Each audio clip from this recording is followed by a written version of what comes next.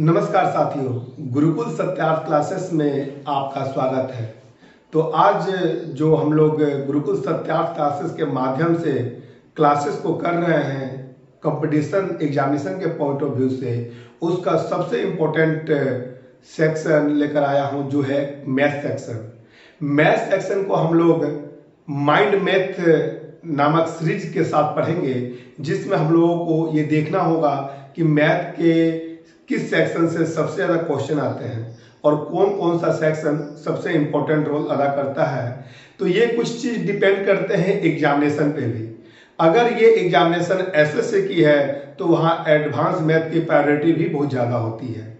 Railway में भी अब एडवांस मैथ को टच करा दिया गया है। स्टेट लेवल के एग्जामिनेशन में कभी इक्का दुक्का क्वेश्चन एडवांस मैथ को भी देखने मिल जाते हैं। लेकिन हम लोग जो मैथ को शुरुआत करेंगे, ये हम लोग सभी, चाहे वो बिहार पुलिस हो, बिहार दरोगा हो या आपके बिहार सचिवालय हो, ये आगामी जो एग्जामिनेशन मैं बता रहा हूं, साथ में रेलवे, ग्रुप डी और एसएससी, ये सभी क्वेश्चंस को हम लोग देखेंगे। तो इससे पहले हम लोग कुछ थ्योरेटिकल क्लास करेंगे, उसके बाद हम लोग कुछ क्वेश्चंस को सॉल्व करेंगे। क्वेश्चन को सॉल्व करने का तरीका अलग होगा और थ्योरेटिकल क्लास को कराने का तरीका अलग होगा। यहाँ पे सबसे बेसिक बात क्या है माइंड मैथ करने का, कि यहाँ पे हम लोग मैथ को कैसे सोल्व करते हैं। एक सिंपल सा मेरा एक आप लोग एग्जांपल सुनेंगे और उसके बाद हम लोग इसे शुरुआत करेंगे। जैसे किसी आदमी से अगर पूछा जाए, 10 आदमी है, 10 आदमी में से किसी एक आदमी से पूछा गया रोटी क्या है, तो सिंपल सा डिफिनेशन देंगे, आटे और पानी का मिश्रण है रोटी।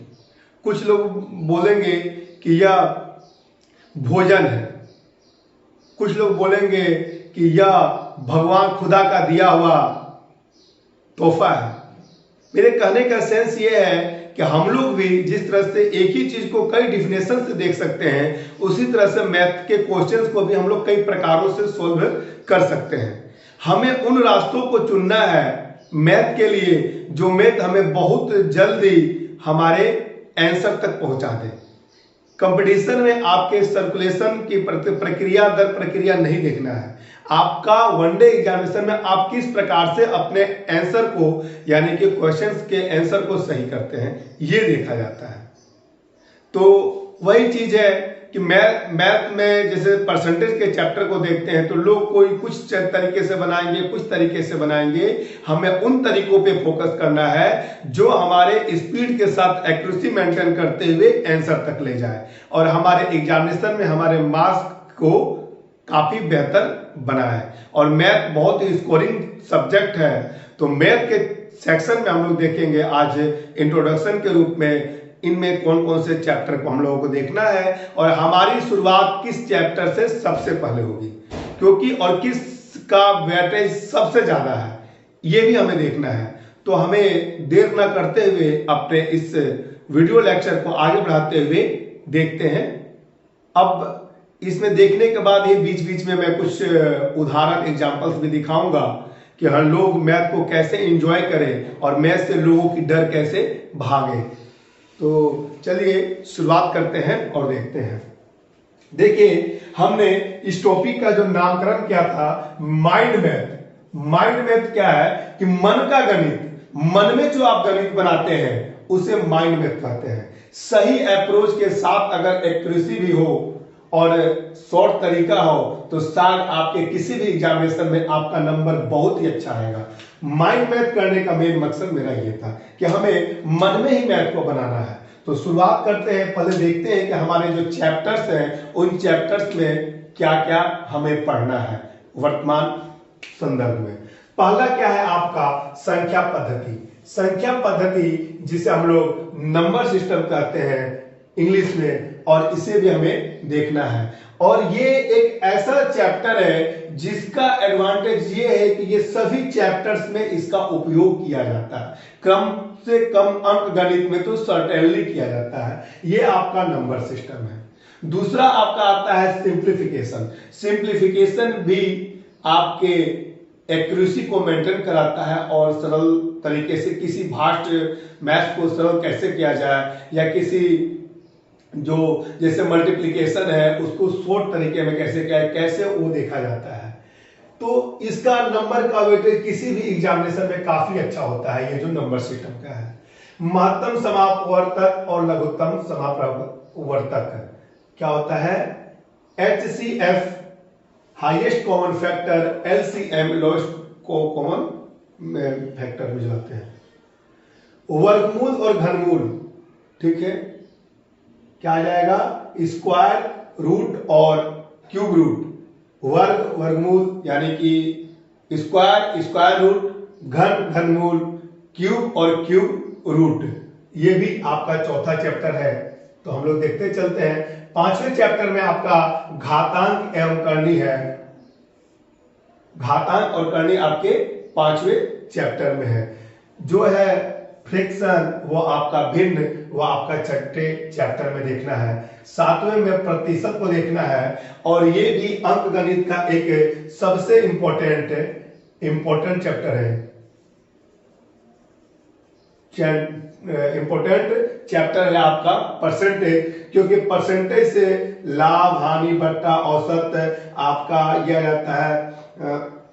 इसका एक सरल क्या रहता है, उसको बोलते हैं साधारण ब्याज और चक्रवृद्धि ब्याज। ये चैप्टर से बहुत सारे क्वेश्चंस आते हैं। इसका उपयोग हम लोग त्रिकोणमिति में भी करते हैं। इसका उपयोग हम लोग, क्योंकि हाइट, ऊंचाई, परसेंटेज से बढ़ाना है, घटाना है, ये सारे चीज हम लोग देखते हैं। लाभ, हानि और बट्टा यानी कि प्रॉफिट, लॉस और डिस्काउंट, ये भी हमें देखना है। एवरेज, औसत को भी देखना है। ये दोनों चैप्टर भी इंपॉर्टेंट है। अनुपात और समानुपात, ये भी चैप्टर आपका इंपॉर्टेंट है।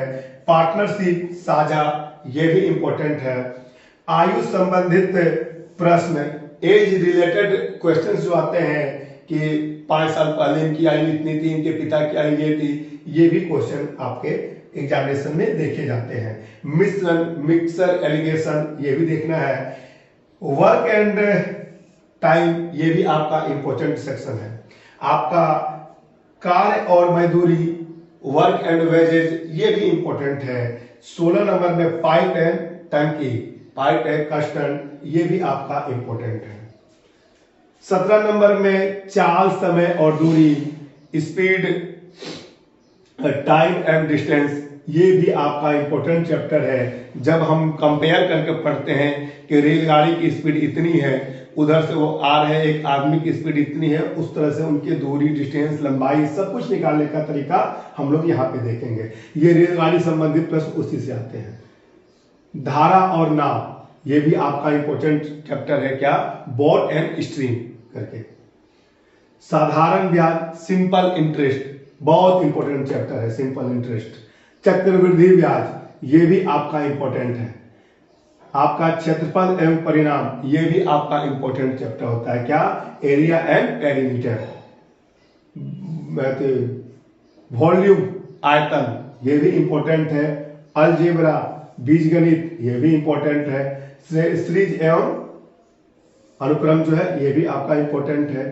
ट्रिग्नोमेट्री, ये ऊंचाई, हाइट एंड डिस्टेंस, ट्रिग्नोमेट्री, ऊंचाई, हाइट एंड डिस्टेंस, बीजगणित, ज्यामितीय, ये आपके एडवांस वगैरह के चैप्टर है। निर्देश ज्यामिति, ये भी एडवांस के हैं। सरल रेखाओं का ग्राफीय निरूपण, सांख्यिकी और प्रायिकता, ये सारे इंपॉर्टेंट चैप्टर मैंने आपको बताया, जो कि मैथ जो है आपके किसी भी रिजल्ट में सबसे इंपॉर्टेंट रोल अदा करता है और अच्छा खासा वेटेज है इसका।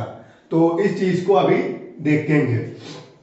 तो हम लोग जो शुरुआत करेंगे, इसमें सबसे पहले जो हम लोगों का शुरुआत होगा, जो देखिए सबसे बड़ी बात है क्या कि मैथ एक इंटरेस्टिंग सब्जेक्ट होनी चाहिए। मैथ से लोग बोर हो जाते हैं, तो बोर नहीं होना है, इसके लिए हम लोग सबसे पहले आपका परसेंटेज को स्टार्ट करेंगे। क्या? परसेंटेज को। और परसेंटेज के चैप्टर के साथ साथ ही परसेंटेज आने के बाद परसेंटेज से रिलेटेड जितने भी लाभ, हानि, बट्टा, उसके बाद साधारण ब्याज, चक्रवृद्धि ब्याज, पार्टनरशिप, ये सारे चीजों को हम लोग देखेंगे। तो अभी शुरुआत करते हैं हम लोग परसेंटेज का शुरुआत करते हैं और देखते हैं। तो देखिए प्रतिशत, आज जो हम लोग चैप्टर स्टार्ट कर रहे हैं इंट्रोडक्शन क्लास के साथ, जो चैप्टर हम लोगों ने स्टार्ट कर रहे हैं वो है प्रतिशत, जिसे इंग्लिश में परसेंटेज कहता है। परसेंटेज मतलब पर 100, यानी कि प्रत्येक 100 के भाग को हम लोग देखते हैं। तो यह सरल भाषा में आप लोगों को समझाने की कोशिश की गई है। और आगे जो क्वेश्चन आएंगे, क्योंकि हम लोग कंपटीशन के स्टूडेंट हैं और कंपटीशन के स्टूडेंटों का क्या मोटो होता है कि हम जल्दी से जल्दी आंसर तक पहुंचे, हमें उसके सिस्टमेटिक वे से बनाने की प्रक्रिया में कोई मतलब इंटरेस्ट नहीं रहता है। तो यहाँ पे कुछ ये है जो कि बेसिक चीज है, उसे मैं बताते हुए तब हम लोग क्वेश्चंस के कई प्रकार के हमें लगता है कि 10-12 टाइप्स के परसेंटेज से क्वेश्चन पूछते हैं, तो वो देखेंगे। परसेंटेज वृद्धि, परसेंटेज कमी, वृद्धि प्रतिशत क्या है, ये सब चीजें उसमें आते हैं। तो देखिए परसेंटेज का जो एक्चुअल मीनिंग होता है क्या, प्रत्येक 100 के लिए होता है, प्रत्येक 100 के लिए होता है। जैसे एग्जांपल हम लोग देंगे कि 40%, 40% में क्या हो गया, मतलब 100, 40 का 100वां भाग, 100 का जो 40 है वो 100 का 40 भाग हुआ। अगर इसको हम लोग इस तरह से देखें कि अगर ये 100 समान है, इसमें सपोज ये अगर कॉलम बना देते हैं, इसमें 100 कॉलम है, तो इसमें सिर्फ 40 कॉलम को वो बोल रहा है, 60 कॉलम को नहीं बोल रहा है, ये देखना है। अगर इसमें हम बोल दे 20%, तो क्या हो जाएगा, 100 का 20 भाग, यानी कि 100 का 20 भाग 60% बोला जाएगा, तो क्या हो जाएगा 60/100, यानी कि 100 का 60 भाग, ये देखना है। प्रतिशत का जो तात्पर्य होता है ऐसा भिन्न जिसका हर 100 होता है। प्रतिशत का अगर देखेंगे तो हमें अगर बोलेंगे कि हम अगर बोलते हैं कि ये जो प्रतिशत है जिसका भिन्न कितना होता है, भिन्न में हर क्या होता है 100, यानी ये हो गया क्या, हमेशा पर जो प्रतिशत की बात आएगी जब उसे भिन्न में लिखेंगे तो उसका जो नीचे वाला भाग होता है उसको हम लोग क्या बोलते हैं, हर बोलते हैं। डिनोमिनेटर, नोमिनेटर और डिनोमिनेटर में ये हर बोलते हैं, ठीक है। और ऊपर वाले भाग को हम लोग अंश बोलते हैं, क्या बोलते हैं, अंश। तो अंश जो है, अंश जो होता है वो दर कहलाता है। किस प्रतिशत दर से, तो दर जब भी लिखेंगे, दर कहने का मतलब होता है वो अंश होगा, और भिन्न में जो 100 होगा वो क्या कहलाता है, आपका हर कहलाता है, हर होता है, मतलब हर की जगह पे हमेशा 100 लिखी जाएगी। अब प्रतिशत का अर्थ क्या है, प्रतिशत का परिवर्तन कैसे करते हैं। जैसे देखिए किसी भी प्रतिशत को भिन्न या दशमलव में पूर्ण संख्या में परिवर्तित करने की प्रतिशत को 100 से भाग देना पड़ता है। कोई भी संख्या हो उसको भिन्न में कन्वर्ट करेंगे या दशमलव में कन्वर्ट करेंगे तो हमको 100 से भाग देना होगा। जैसे अगर हम बोल दें 30%, क्या मतलब हुआ इसका, कुछ नहीं, बस 30 डिवाइडेड बाय 100 कर दिए, ये भिन्न में आ गई।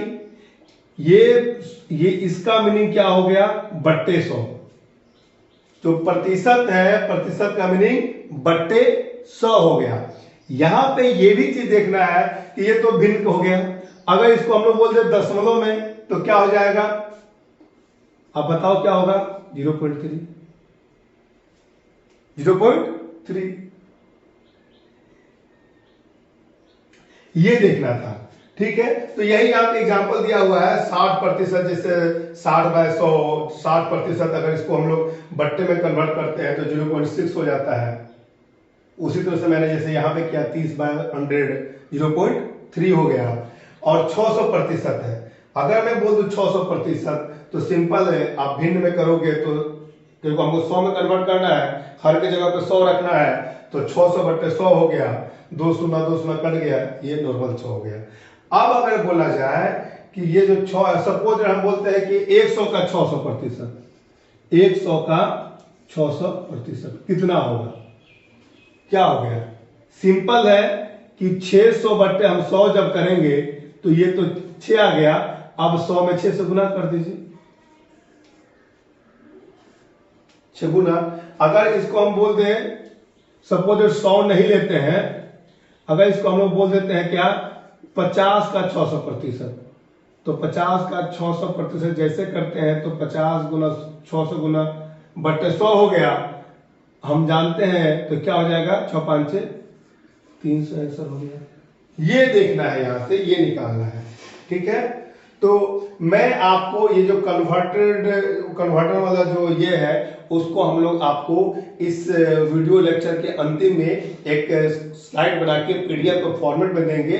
आप लोग स्क्रीन को रोक के शॉर्ट स्क्रीन लेके उसको स्क्रीनशॉट करके उसको आप लोग अपने कॉपी या नोटबुक में अच्छे से लिख लेंगे। मैं वो पीडीएफ आपको इस वीडियो के जस्ट लास्ट में उसे हम डाल देंगे। उसके बाद तब हम लोग अपने क्वेश्चंस पर आएंगे, वहां से देखेंगे क्वेश्चंस का क्या क्या प्रक्रिया है।